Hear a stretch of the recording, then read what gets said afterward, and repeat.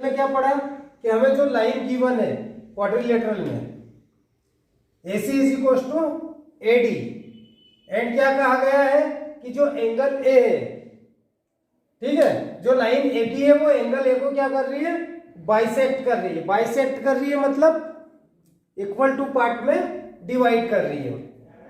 तो हम इसे सॉल्व करेंगे, ठीक है। इन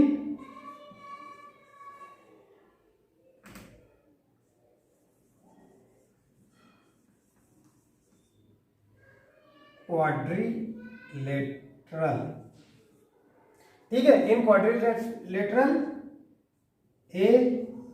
ABC एंड D। क्वाड्रिलेटरल क्यों है ये, क्योंकि इसकी 4 साइड्स हैं, ठीक है। क्या गिवन है हमें, AC इज इक्वल टू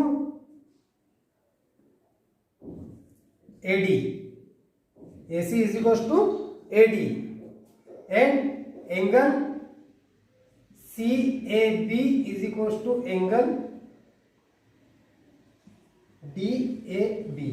ये इक्वल क्यों है, क्वेश्चन में दिया हुआ नहीं है, बट क्वेश्चन में ये कहा गया है कि जो AB लाइन है वो एंगल A को बाइसेक्ट कर रही है। हमने लास्ट चैप्टर में पढ़ा था कि यदि कोई लाइन किसी भी एंगल को बाइसेक्ट करती है तो वो क्या होता है, इक्वल टू पार्ट में डिवाइड करती है, ठीक है। तो ये क्या हो गया हमारा गिवन हो गया। अब हम करेंगे इसे सॉल्व, ठीक है। तो हम क्या करेंगे, triangle ABC and triangle ABD, दो ट्राइंगल्स है हमारे पास में ABC एंड ABD, ठीक है, दो ट्राइंगल्स है हमारे पास में। तो हम क्या करेंगे, इसमें देखेंगे कि क्या क्या इक्वल गिवन है हमें, ठीक है। तो AC is equal to AD, ठीक है, गिवन ये क्या है, ठीक है। एक तो क्या हो गया हमारे पास में, एक ये साइड इक्वल हो गई, ठीक है। अब उसके बाद में हम यदि देखें तो AB, ठीक है, AB क्या है, कॉमन लाइन है, कॉमन साइड्स है दोनों ट्राइंगल की, तो ये भी इक्वल होगी AB कहीं ना कहीं। AB is equal to AB,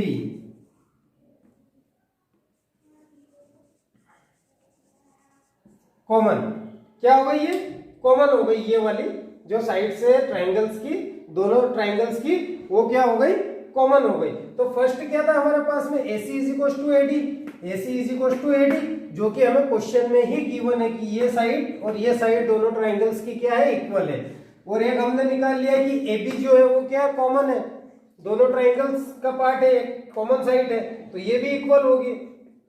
then angle CAB is equal to angle DAB,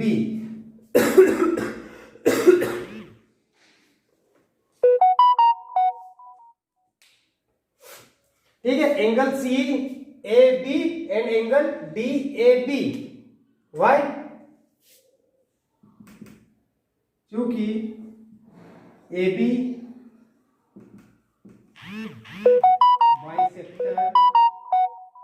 bisector of angle A, ठीक है। एंगल A को क्या कर रहा है, बाइसेक्ट कर रहा है, तो इसलिए ये भी क्या हो गया, इक्वल हो गया। यदि हम देखें कि जो ट्राइंगल्स है हमारा कौन कौन सा, ABC एंड ट्राइंगल ABD, ये दोनों क्या हो गए, कॉन्ग्रुएंट्स हो गए। कॉन्ग्रुएंट्स मतलब equal.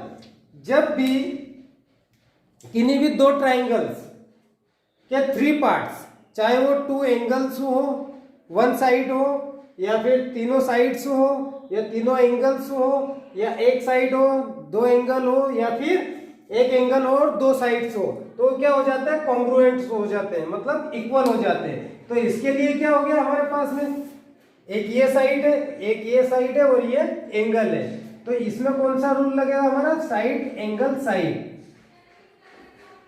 Rule, side angle side, है ना, साइड एंगल साइड रूल। ठीक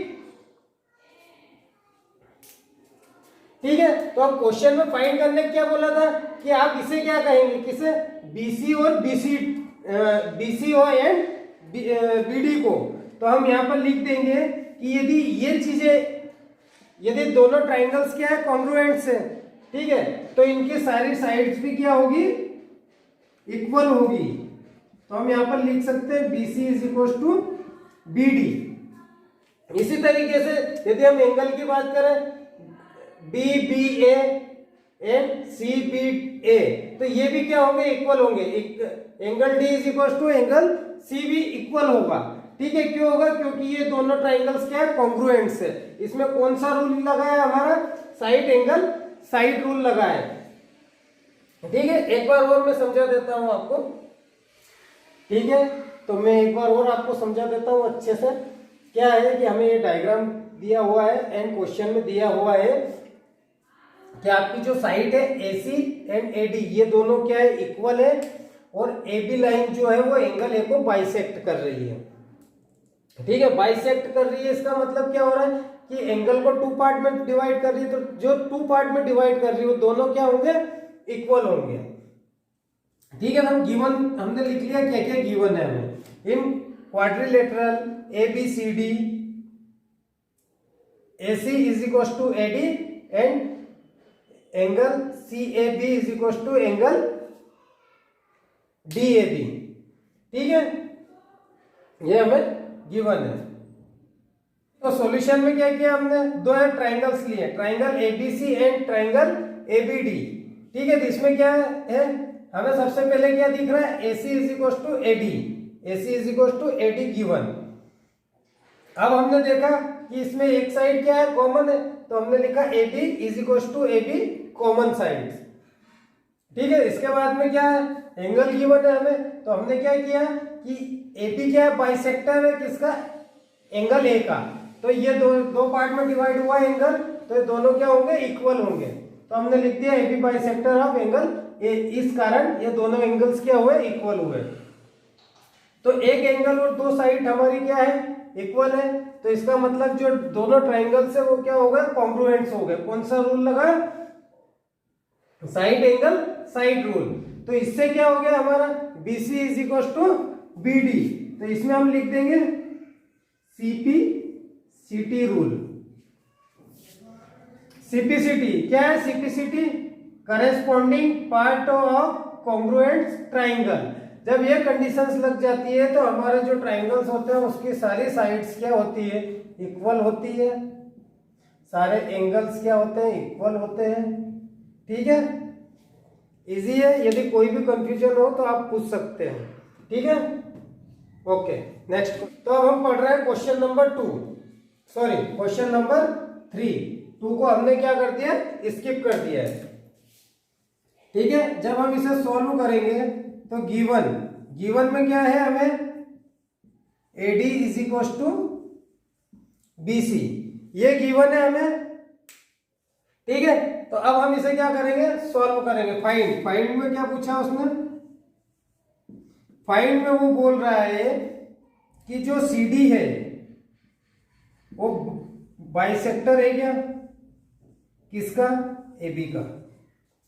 ठीक है, वो कह रहा है कि जो CD लाइन है वो बाइसेक्ट कर रही है क्या AB को।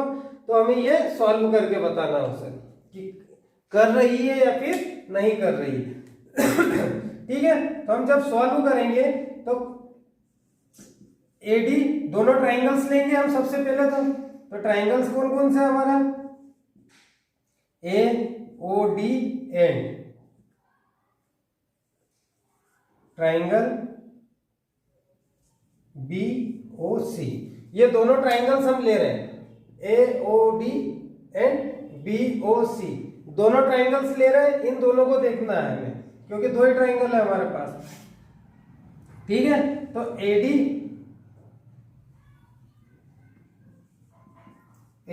Is equal to BC।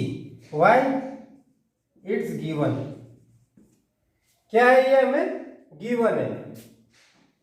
अब हम लिखेंगे angle A is equal to angle B. Why? क्योंकि ये डायग्राम गिवन है हमें, और इसमें ये जो साइन होता है ये किसका होता है? राइट एंगल का होता है, और दोनों जगह क्या हो रहा है? Right angle. Right angle means 90 degree.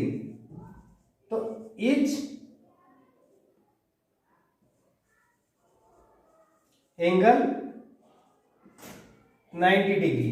तो मतलब एक साइड हो गई हमारे पास और एक एंगल हो गया है। देन हम देखते हैं कि और कुछ है क्या हमारे पास में। तो हाँ, यहां पर यदि हम देखें तो ये फॉर्म कैसा हो रहा है? इस तरीके से हो रहा है, मतलब एक्स फॉर्म हो रहा है। तो हम यहां पर लिख सकते हैं कि जो एंगल है हमारा BOC, angle BOC is equal to angle AOD, angle AOD। ठीक है, BOC एंड AOD इक्वल है। क्यों इक्वल है? वर्टिकली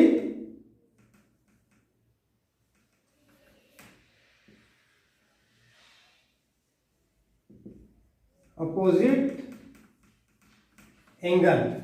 ठीक है, ये हमने पढ़ा है कि इस तरीके से एक्स फॉर्म होता है तो इसके जो अपोजिट एंगल्स होते हैं वो क्या होते हैं? इक्वल।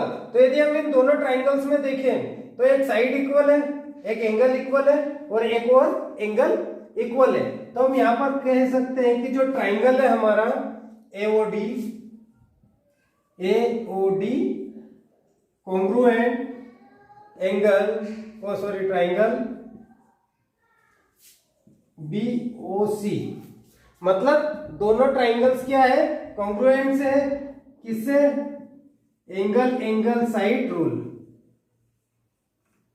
इसमें क्या हो गया? दो एंगल से हमारा इक्वल और एक साइड इक्वल है, तो एंगल साइड रूल्स। तो हम यहां पर लिख सकते हैं कि जो OC है वो OD के इक्वल है।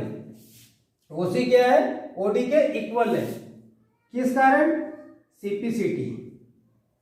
सीपीसीटी हमने अभी देखा था, corresponding part of congruent triangles. ठीक है, तो इसलिए जो CD है वो क्या हो गया? Bisector AB। यही पूछा था उसने कि जो CD है वो बाइसेक्टर है क्या AB का? मतलब AB को 2 इक्वल पार्ट में डिवाइड करना है क्या? जब ये रूल लग गया, सीपीसीटी लग गया, तो मतलब सारी चीजें इक्वल हो गई। तो जब इक्वल हो गई है तो मतलब ये भी है, तो क्या हो गया? CD बाइसेक्ट AB, है ना? CD क्या हो रही है? बाइसेक्ट कर रही है किसे? AB को। ठीक, तो यहां पर क्वेश्चन नंबर 3 हमारा एंड हो गया है।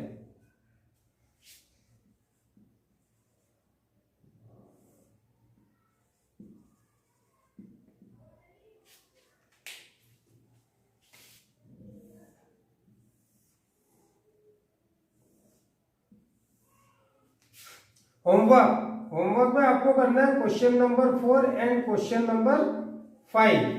ठीक है, और असाइनमेंट में हो जाएगा आपका question number 1 and question number 3। ठीक है, तो क्वेश्चन नंबर 4 और क्वेश्चन नंबर 5 आपको सॉल्व करना है। यदि समझ में नहीं आ रहा हो तो आप पूछ सकते हैं।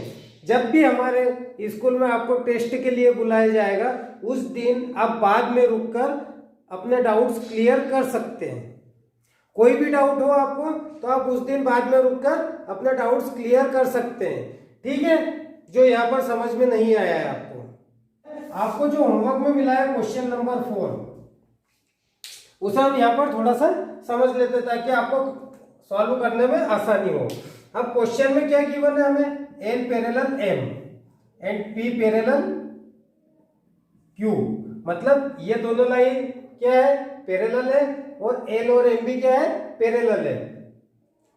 ठीक है, तो अब इसमें क्या कहा गया है? इसने हमें क्या बताना है? इसे ABC triangle is congruent triangle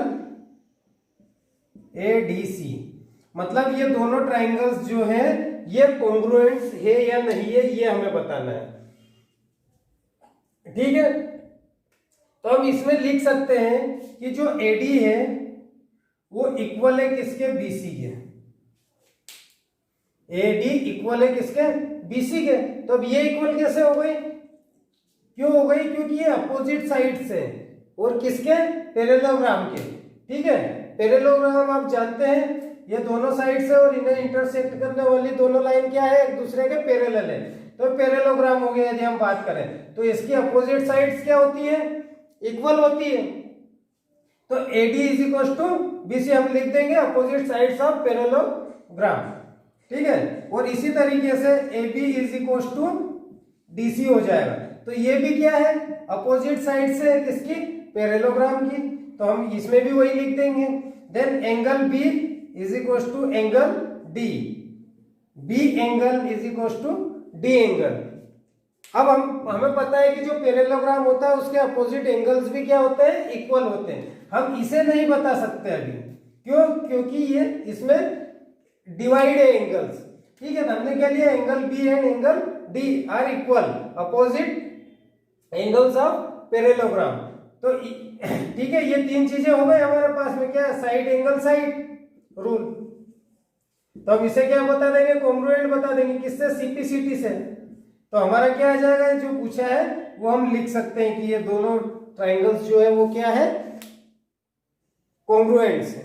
ठीक, अब क्वेश्चन नंबर 5 की बात आती है, तो उसे आप ही सॉल्व करने की कोशिश करना, और यदि कुछ समझ में नहीं आए तो आप पूछ सकते हैं। क्वेश्चन में गिवन है उसके अकॉर्डिंग आपको सॉल्व करना है।